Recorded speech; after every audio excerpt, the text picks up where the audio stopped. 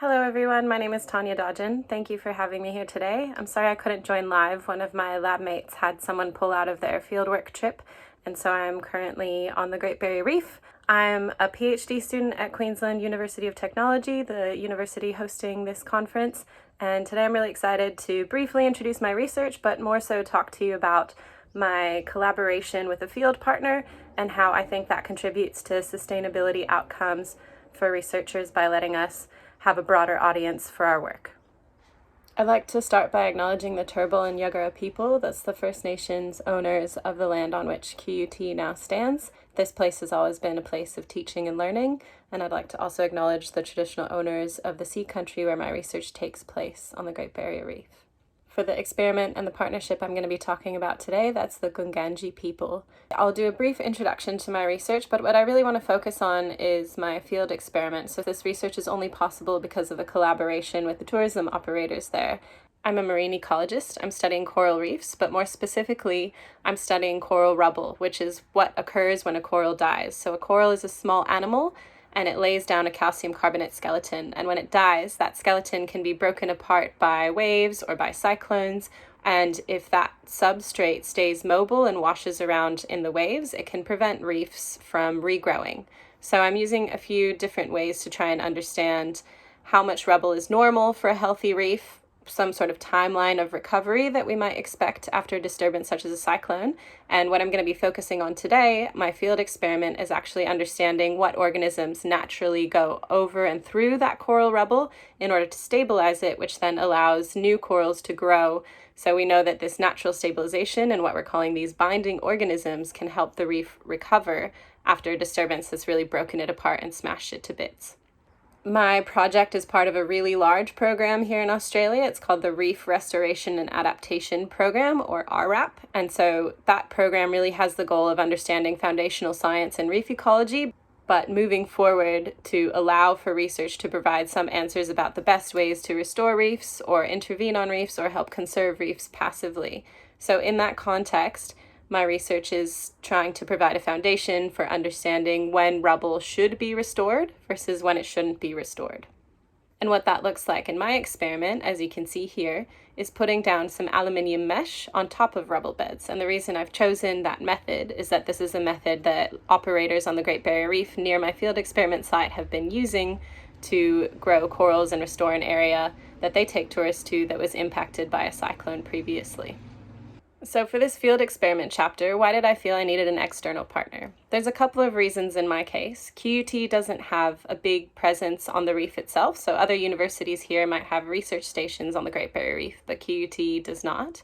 But also more broadly, I think if we're going to talk about reef restoration and adaptation, it's meaningless unless we bring in the people who will be doing that reef restoration and adaptation. And the tourism operators are playing a big role in funding that through tourism visits, but also are beginning to play a role in actually enacting that restoration in the areas that they bring visitors to.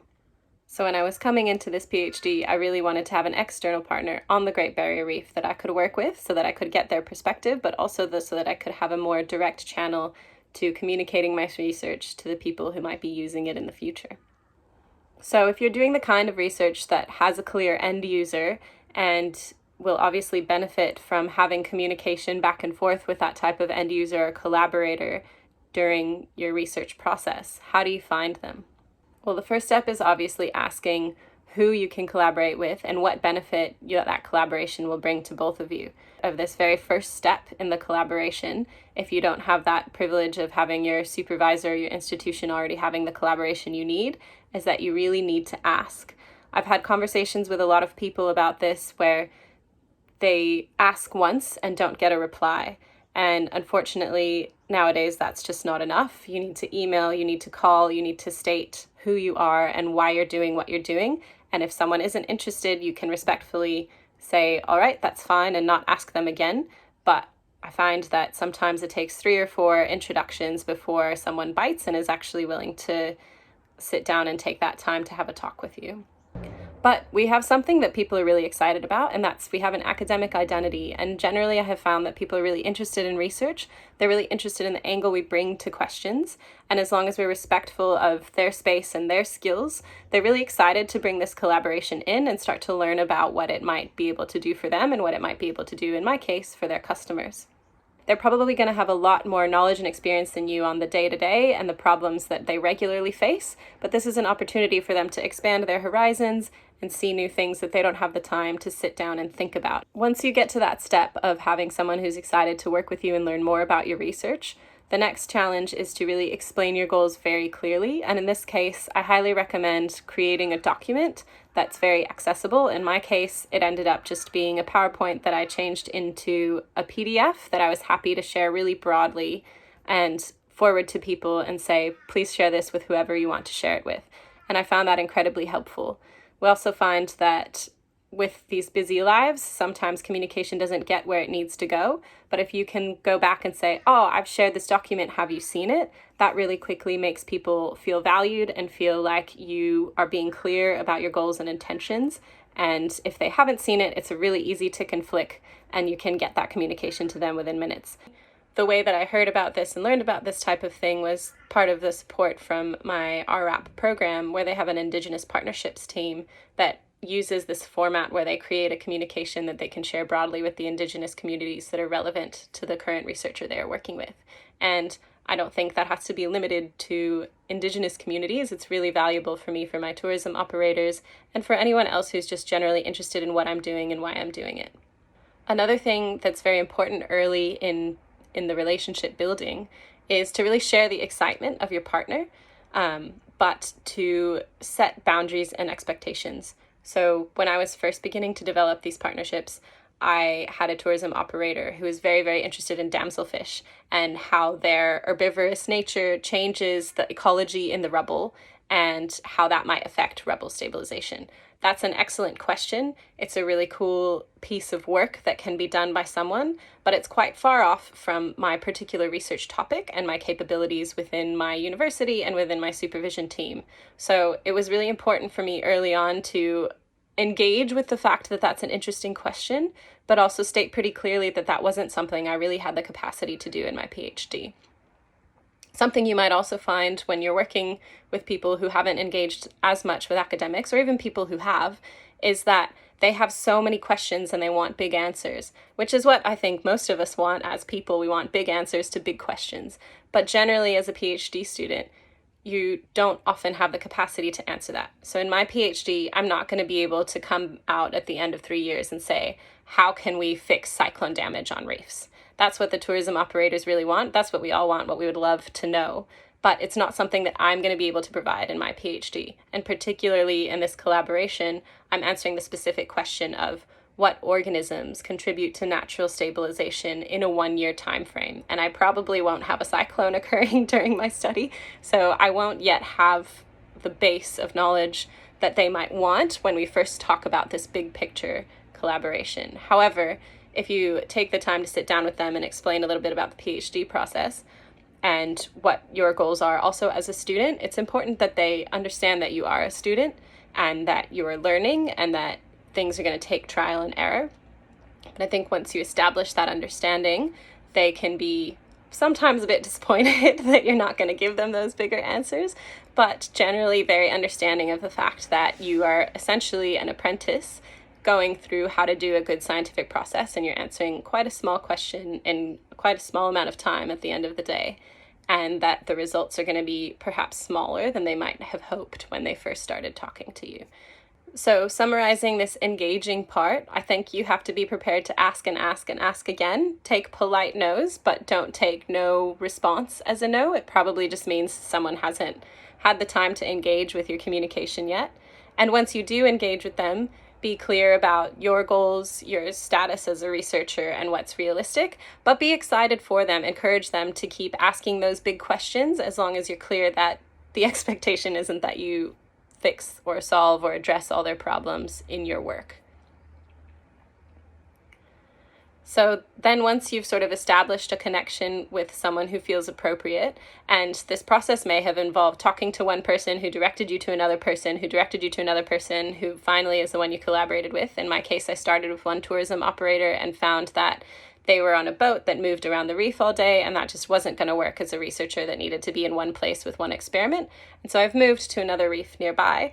I'm still using the restoration methods as part of my experimental methodology from the first partner I talked to, but I'm now doing it at another location where we have this wonderful pontoon. Okay, so in my case, I've now found the ideal collaborator. I would say that this took about 6 months of talking and planning and 2 site visits. So I'm in Brisbane.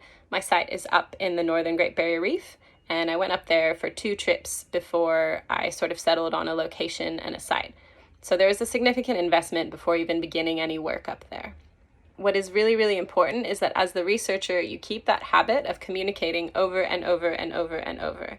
And so in my case, this collaborator is part of a much bigger tourism organization.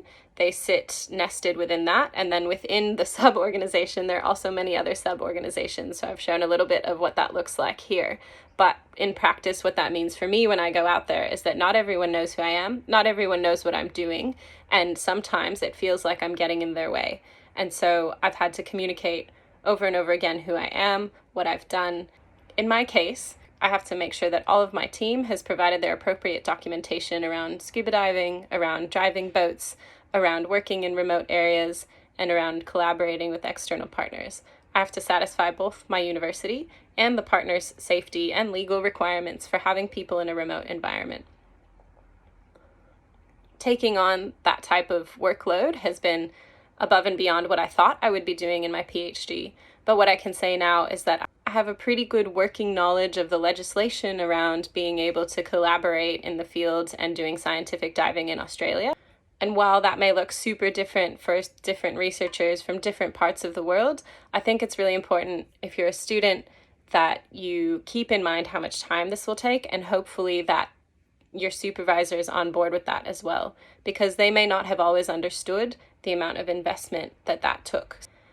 My second biggest piece of advice in maintenance of these partnerships is that collaboration is iterative. The first time I went to the pontoon, I had no idea what I was getting into, and I did put my foot in it a couple of times. I maybe borrowed gear from the wrong person or didn't bring something that I should have brought and had to ask for it.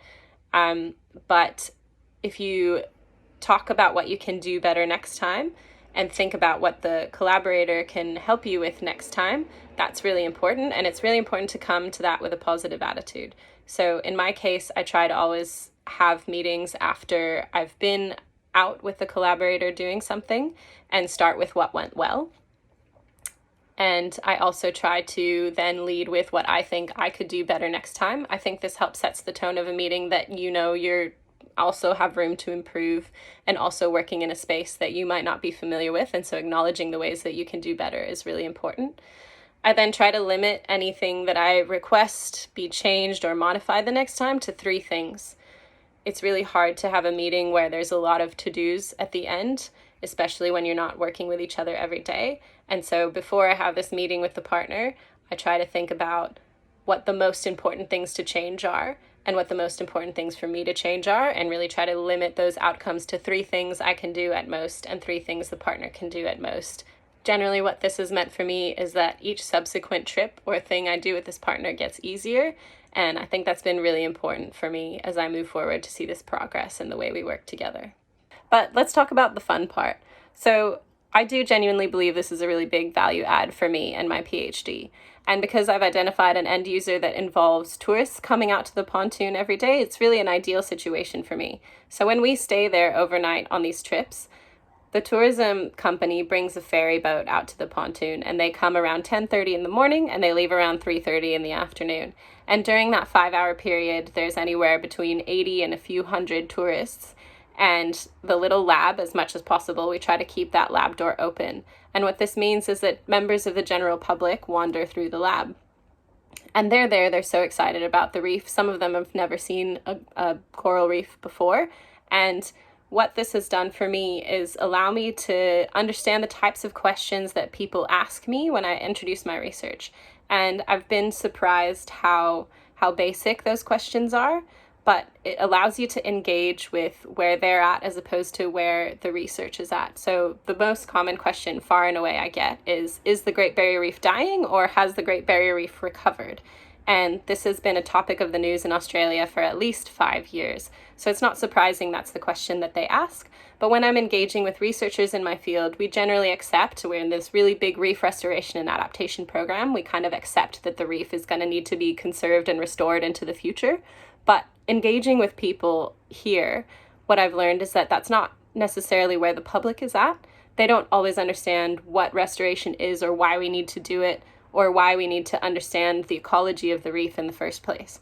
And answering those questions over and over on a daily basis has really helped me solidify my justification for my work and where it's coming at, and helped me think about what kinds of things I might want to research into the future.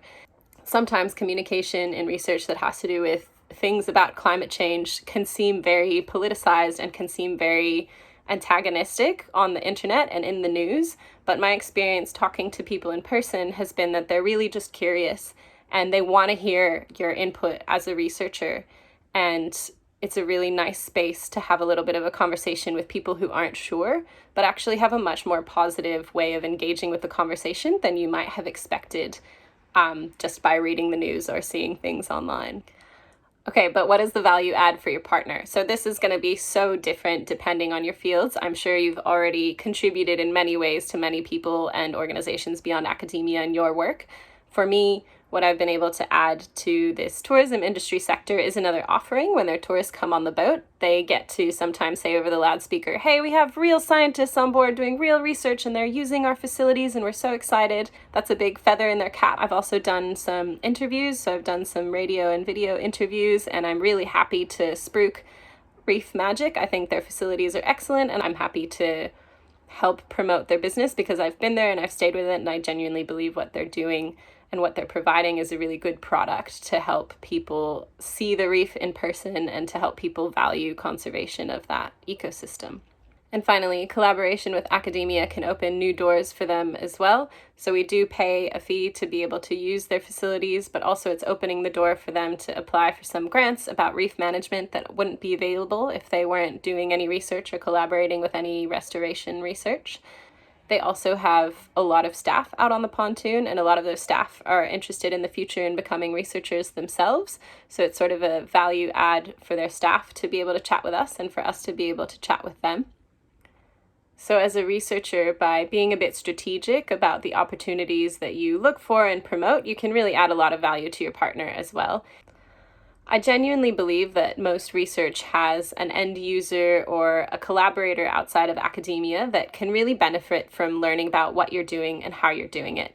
So I would say my key messages are that this does take a fair bit of work and a fair bit of patience. And I think the biggest challenge for me has been that you have to repeat yourself a lot.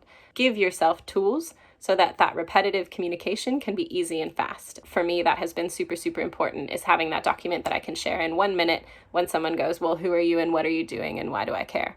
And then offering people more opportunities to dig deeper if they want more than that. So either my contact information, a link to my program's website, or links to other key contacts that might be able to answer their questions. Also, like most things in life, improvement and collaboration is iterative. Take the time to be better than you were last time and make space to ask respectfully that certain things be improved if you need them to be improved for your research to be successful.